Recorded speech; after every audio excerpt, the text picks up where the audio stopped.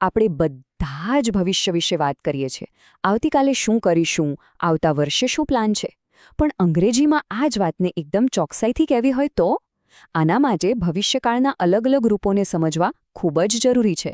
એનાથી આપણી વાતમાં એકદમ ધાર આવી જાય છે. તો સવાલ એ છે કે જે હજુ બન્યું જ નથી એના વિશે વાત કરવી કઈ રીતે? અંગ્રેજી ભાષામાં આના માટે કેટલાક જોરદાર ટૂલ્સ છે.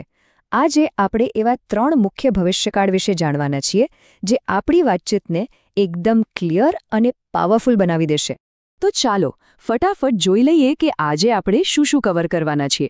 સૌથી પહેલાં એક સાદું વચન, પછી ભવિષ્યમાં કોઈ ક્રિયા ચાલુ હશે એ કેવી રીતે કહેવું, એના પછી ભવિષ્યમાં કોઈ કામ પૂરું થઈ ગયું હશે એ કેવી રીતે જણાવવું, અને હા, છેલ્લે આ બધાની એક મસ્ત સરખામણી પણ કરીશું. ચાલો તો ડાઈવ મારીએ સીધા પહેલા અને સૌથી વધુ વપરાતા ભવિષ્યકાળમાં. આ એ કાળ છે જેનો ઉપયોગ આપણે કોઈ પ્લાન બનાવવા કે કોઈને વચન આપવા માટે સૌથી વધુ કરીએ છીએ. જુઓ, આ કાળનો ઉપયોગ એવી ક્રિયાઓ માટે થાય છે જે ભવિષ્યમાં કોઈક સમયે થવાની છે. મતલબ કે આમાં કોઈ પાક્કો ટાઈમ નથી હોતો, બસ એક ઈરાદો છે, એક આગાહી છે કે પછી એક વચન છે કે આમ થશે. ચાલો આને એક ઉદાહરણથી સમજીએ. ધારો કે એક રાજકારણી વચન આપે છે. એ કહે છે, અમે નવા રસ્તા બનાવીશું. અહીં વિલ ક્રિએટ પર ફોકસ કરો. આ એક સીધું સાદું વચન છે. રસ્તા ક્યારે બનશે એની કોઈ ચોક્કસ તારીખ નથી, પણ ભવિષ્યમાં બનશે એ વાત પાકી છે. બસ આ જ છે સાદું ભવિષ્યકાળ. અને આની રચના તો એકદમ સહેલી છે.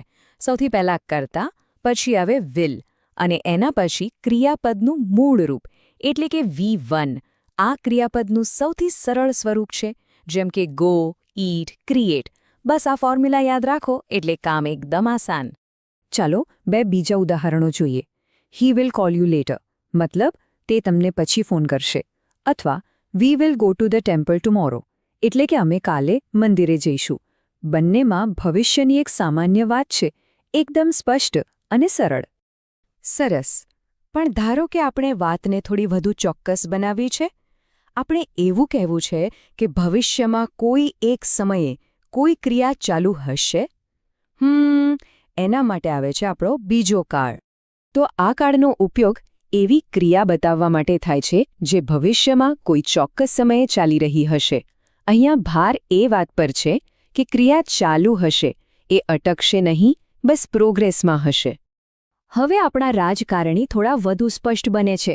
એ વાતમાં સમય ઉમેરે છે. સરકાર આવતા વર્ષે નવા રસ્તાઓ બનાવી રહી હશે. અહીં વિલ બી કન્સ્ટ્રક્ટિંગનો મતલબ એ છે કે આવતા વર્ષ દરમિયાન રસ્તા બનાવવાનું કામ ચાલુ રહેશે. આ એક લાંબી ચાલનારી પ્રક્રિયા છે. આની રચના પણ યાદ રાખવી બહુ સહેલી છે. કર્તા, પછી વિલ બી, અને પછી ક્રિયાપદના મૂળરૂપ એટલે કે V1 સાથે લાગશે આઈએનજી. આ બી અને આઈએનજીની જોડી જ એ વાતનો ઇશારો કરે છે કે ક્રિયા ચાલુ છે. ચાલો બીજા ઉદાહરણો જોઈએ. The city will be installing smart traffic lights, મતલબ કે લાઇટો લગાવવાની પ્રક્રિયા ચાલુ હશે. અથવા she will be cooking dinner at 8 PM tonight. આનો અર્થ છે કે બરાબર રાત્રે 8 વાગે રસોઈ બનાવવાની ક્રિયા ચાલુ હશે. જોયું? બંનેમાં એક ચોક્કસ સમય ચાલુ ક્રિયાની વાત છે. ઓકે, તો 2 કાળ તો બરાબર સમજાઈ ગયા, પણ હવે એક સવાલ. જો આપણે કોઈ ડેડલાઇનની વાત કરવી હોય તો? મારો મતલબ છે કે ભવિષ્યમાં કોઈ ચોક્કસ સમય પહેલાં જ કોઈ કામ પૂરું થઈ ગયું હશે એવું કહેવા માટે શું કરવું?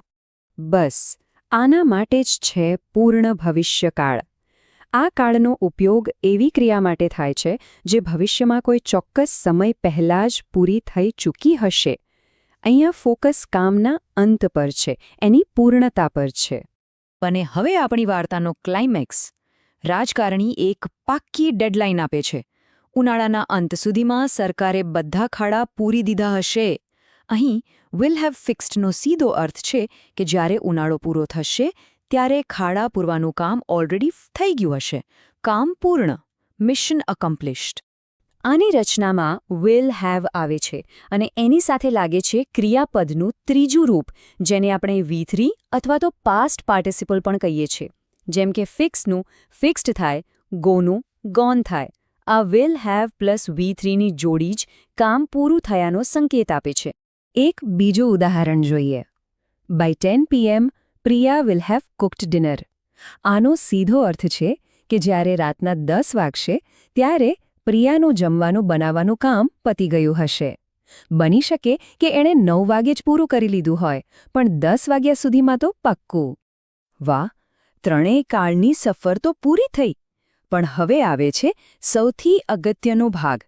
ચાલો આ ત્રણેયને બાજુમાં મૂકીને જોઈએ, જેથી આખો તફાવત એકદમ પાણી જેવો સાફ થઈ જાય.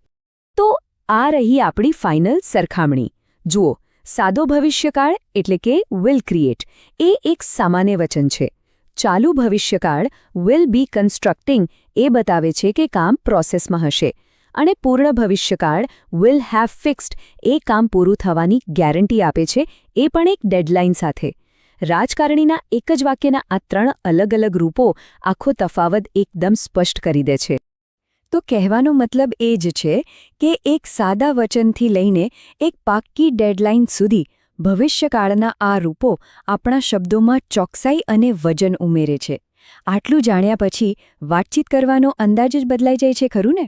તો હવે ભવિષ્યકાળની આ સમજ સાથે ભવિષ્યની કઈ યોજનાઓ, કાર્યો કે સપનાઓનું વર્ણન કરી શકાય? આ ટૂલ્સનો ઉપયોગ કરીને કોઈ પણ પોતાના વિચારોને વધુ સચોટ રીતે વ્યક્ત કરી શકે છે.